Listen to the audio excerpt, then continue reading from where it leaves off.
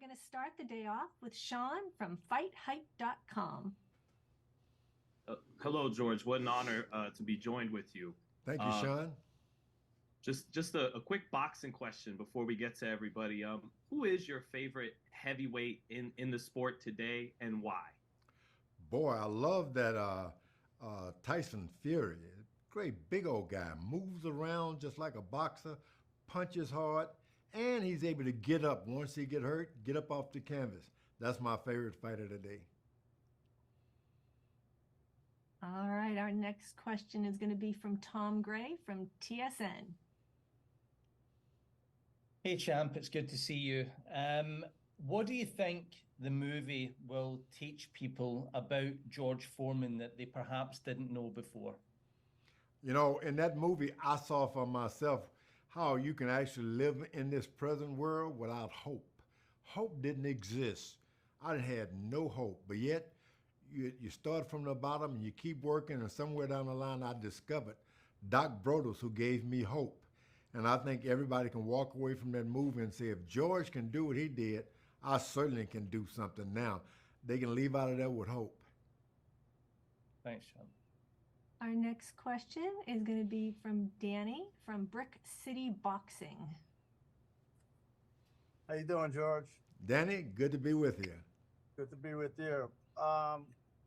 I saw a couple little clips of the movie. It looks really good.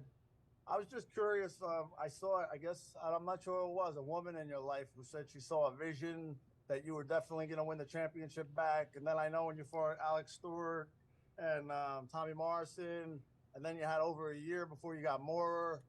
How close were you to, or were you ever close to just calling it a day, or were you just locked in and you knew no matter what you were getting it? Yeah, I fought Evander Holyfield, going 12 rounds. And I just couldn't catch. I just couldn't catch the guy. Not only could he fight, but he was so fast.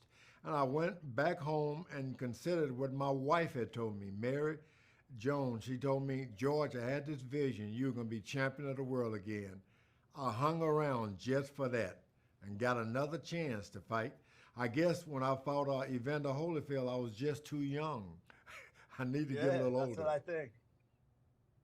That's awesome. Thank you. Our next question is from Andrew Gomez from Cornerman Boxing. Good afternoon, Pastor George. How you doing, champ? Doing real good. Life is great. What part of your life and story do you feel was the most important to be included in this film? You know, there were a lot of things they just had to cut out of the movie. And I remember thinking, I wish I could cut those things out of my life as well. But seeing that young boy, when I was a little boy, going into these little shacks and houses, rusty old refrigerators and stoves, I saw that and I relived it, because you go through life worrying about income tax and all of that. Then I realized I'd overcome so much, and I cried when I saw that, because I didn't think it was possible for someone to realize dreams at that moment. Our next question is from Dave from The Boxing Voice. Hey, George. Pleasure to be with you today. Thank you, Dave. George, just a quick question in regards to Doc Brothers, the man who inspired you and basically put the gloves in your hands. Seeing Forrest Whitaker portray him, how realistic was that portrayal? It was ironic that the great star of the movie, Forrest Whitaker, would play the great star in my life, Doc Brothers. I didn't want to be a boxer. I tried to run from it. I left to Houston, Texas to hide from him. He found my mom, and my mom told him, please, Doc, don't help my boy get back out of Houston and get back into whatever you want him to do. And Doc Brothers never gave up on me. To have someone in your life that never gives up on you, Forrest Whitaker portrayed that, and it touched my heart to this moment. Thank you. Our next question from secondsout.com. This is Danny Flexen. Hi, George. Absolute honor to speak with you. Thank you, Danny. I just wanted to ask about the current heavyweight scene, similar to Sean earlier. Which fighters, if any, currently remind you of a young George Foreman, either in the first iteration of your career or the Miracle Man phase later on? I just love boxing now. Deontay Wilder and Tyson Fury. These guys could have existed in any era. They would have inspired me to become a boxer. I like those guys, and I like the way they fought. I don't know anything about their lives outside of the ring, but inside the ring, whew, what fighters they are. I'm interested in them. It's like George Foreman again. Thank you, sir. Next up from bjpen.com, this is Josh. Hello, Josh. Hello, George. Good to be with you. How are you doing? Life is great.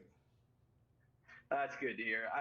In terms of this movie coming together, whenever they came to you and with obviously the concept and everything, what's kind of your initial reaction to having your life potentially portrayed on the big screen? It's not easy because I'd gone a long time trying to hide my life. Get in big houses with big gates and fence so nobody see you.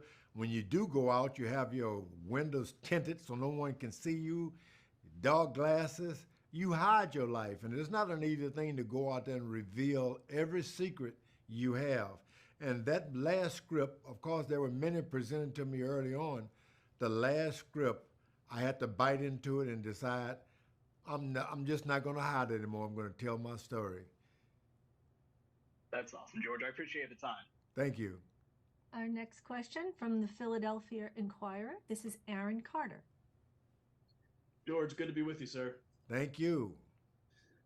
So Chris Davis portrays you in the movie, and I'm just curious, was there any moment in particular where you felt he really captured you the most? It doesn't, not necessarily in the ring, could be in the ring, could be out of the ring, but was there one moment in particular that stands out in your mind that he really captured you? Well, I was running from the police one night trying to hide, and my fear that the dogs were going to sniff me out because I'd run under the house to hide. And I covered myself with sewage under the house so that the dogs wouldn't smell me out. I'd always seen in a movie where dogs could smell you. When I saw him put that junk on his face, it took me back, and it just broke my heart and touched me, what I had overcome. Chris Davis did a wonderful job. What an actor. I'm glad he got the job. Thank you. Our next question from WFUV Sports is Will Grant. An honor, George. I am out here on the East Coast, got a bit of a time change. I'm in New York City, go to Fordham. I go to MSG all the time. I cover basketball games, other sports, but just give me a little description of what the scene was when you were fighting there in the 70s. I know it's unmatched, but I'd like to hear from you. You know, the one thing about it is some of the most touching moments in my life. I'd go out, especially with Joe Frazier. I didn't think I was going to win, but it was the first time I was happy in the ring. I jumped and I was shouting. I didn't have any happiness from that point on. Then they entered the ring with Muhammad Ali when I was sure I was going to win, and I was devastated with that loss. But then having a second chance 10 or 20 years later fighting Michael Moore, boy, I couldn't believe it when I won that boxing match. I just couldn't believe it. Thank you. Next question from BSO, Robert Littal. How you doing today, George? Life is good. Awesome. The question I have for you is that with boxing movies, oftentimes fans try to critique the boxing scenes in the movie. How important was it for you to have the boxing scenes look realistic, or was it just more important that you wanted people to go to this film thinking maybe it was a boxing film, but found out it was actually a personal journey of uplifting people and spiritual enlightenment type of movie? Yeah, the movie turned out to be less of a boxing match movie than I thought. And I was so happy about that because it told the story of a young boy running around with everything but hope. I never envisioned things like success, completing a journey in life where you set goals for yourself. It all came alive in that ring. The next thing you know, I'm heavyweight champion of the world. But then, devastated when I lost to Muhammad Ali. 20 years later, given a second chance to do it all over again. That's a movie we all can identify with, because through life, boy, you're going to get knocked down a lot. And it's those who keep getting up makes the difference. All right, next up from Little Rocky, this is Shelley Brenner. Hi, Mr. Foreman. It is a pleasure to see you here today. I'm really interested in actually your work with children and youth. Boxing is a great sport. What sport do you most recommend or really see as the future for these kids that you work with and that you want to inspire? Do you encourage them into boxing, karate, jiu-jitsu? Like what kind of advice do you have for them? And I started the George Foreman Youth Center because someone tried to attract me to helping kids at a gym my brother worked at, and I turned my back because I said, forget about sports, come to church. These kids were arrested robbing a stop-and-go store, and I felt like I'd lost everything. So I started a youth center to help kids. I didn't care about them becoming boxing. I taught boxing, but I wanted them to become great characters for the country, not to feel that everybody was out there robbing and stealing. I taught them boxing, but I really wanted to teach them to be leaders, and that's what a lot of them has become. Fighting, it means nothing, but can you stand up? Can you resist temptation? Can you overcome whatever flaw that you think you have in your life? You got to fight to do it, and that's what I was able to teach at the youth center. Thank you so much. Amazing answer.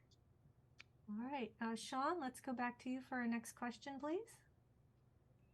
You know, George, when you felt God came to you in that locker room in 1977 after Jimmy Young, and he told you, I don't want all your belts and your titles, I want you and your faith. There's so many great professional athletes, millionaires. Why do you think he chose you, of all people, to have this specific story before the whole world? And you think I was probably the most ignorant person I ever met in my life. The last thing I wanted to do was to be in religion because I really thought low of people. There had to be something wrong with this person going into preaching and all of that. It didn't matter to me. And so I was dying in that dressing room. And I tried to make a deal. I said, look, I'm still George Foreman. I can box. I can give money to charity and for cancer. I heard a voice within me say, I don't want your money. I want you.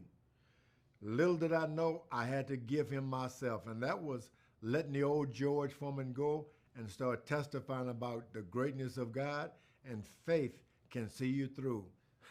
Now I'm a Sunday school teacher of that every Sunday. Tom Gray, back to you, please. No problem. Champ, we've seen so many. There's been boxing biographies in the past. Some of them haven't worked. Your story isn't just boxing, it's life, it's religion. There's so many nuances. Did you have any reservations about your story being told? Were you worried that perhaps it couldn't be told? Like, you know, art can only pursue real life so far. Were any reservations at all about this coming in? It's not an easy thing to go out there and tell people about your life. When I had this experience in the dressing room for a long time, I was ashamed of it. I made fun of religion. I made fun of people who even went into religion. I tried to hide that for a long time. Then there's a movie being made, and part of it was about how I turned things around. When I found God, it wasn't easy, but the idea, I think everyone gets a chance to do that. It's just that I took it. I jumped on the sailboat and floated all the way on into where I am today. Thanks, Champ. Next, Danny, Brick City Boxing. George, back to what I said before. When you were, when you came back, how much pressure did you have on you from, I don't know, HBO, family members? I know your wife had faith in you and you had faith in yourself, but what about everybody else? How tough was that to stay the course till you got some more all that time later? You got to fight hard because I remember making my comeback, and even HBO started saying, we don't want any old fighters back again. We don't want George on our network. I had to suck it up and say, you know what, I'm too big for HBO in the first place. And they had to start a new thing called TVKO to broadcast my boxing match with Evander Holyfield. So I was too big for them. But the dream was big, not the fighter. The dream was big. I had to fight a lot of people. They made fun of me, and I did myself as well. came back to boxing, I couldn't fit into my boxing trunks. I mean, Yeah, those I'd trunk fallen five in was love with horrible. Baskin Robbins. It was hard to go back to boxing. Yeah. Thank you. Andrew from Cornerman Boxing, back to you, please. Hey, champ. I'm curious. What was your favorite part in this movie? What part would you say was your favorite to go back and look at? Yeah, I watched the movie with my grandkids, my children as well, and then having to reveal how very poor and hopeless we were moving into these houses. And I saw these rusty old refrigerators that people had left behind because they didn't work, of course. And I cried because in life you go through wondering about my income tax. And I got to pay this bill. And we forget, a lot of us forget where we've really come from. I was able to relive those moments as a boy, and that was the most probably the highlight of the movie for me. I'd overcome. Thank you. Dave from the Boxing Voice, back to you. Hi, George. Just a boxing question. In the 70s, it was renowned for all of you guys, Ali, yourself, Fraser, Norton, to all fight each other. In the modern era, there is a bit of criticism to say the modern fighters, they don't fight each other. Why do you think that is? A lot of times we don't fight one another because we're afraid of each other. And that's nothing wrong with being afraid of another fighter. And I figured even when I made my comeback to boxing, I was not only going to be a good boxer, but I was going to be a good manager. I had to come out and fight the right fights at the right time. And a lot of managers are still doing that for their fighters. But now we realize when the right promotion is made, we all really celebrate because the money is so great. With Tyson Fury and Anthony Joshua, when they meet, I feel like boxing has found its place. That's the match that should be made. Everything else is playing around. Thank you, George. Danny Flexen, back to you.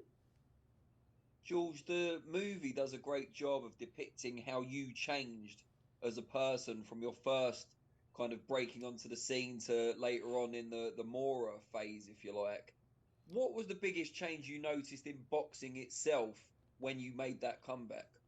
Boxing hadn't changed much. Really the big part of I'd gone into the gym over 40 years old and more. And all of the kids that would come to spar with me, like 19, 20, 25, and I realized, you know what? If I tried, I can't make them miss me. And that was the difference, to have the challenge of getting into the ring with fighters so much younger than me. And they were strong as well. Boxing hadn't changed, but the times had changed. Thank you. And for our last question, Josh from BJ Penn. And just one last question, George. You're talking a bit about the modern era of boxing right now. Obviously, we have Ryan Garcia, Gervonta Davis coming up next week. What are your kind of thoughts on that matchup and any other things in the sport right now that you're really looking forward to?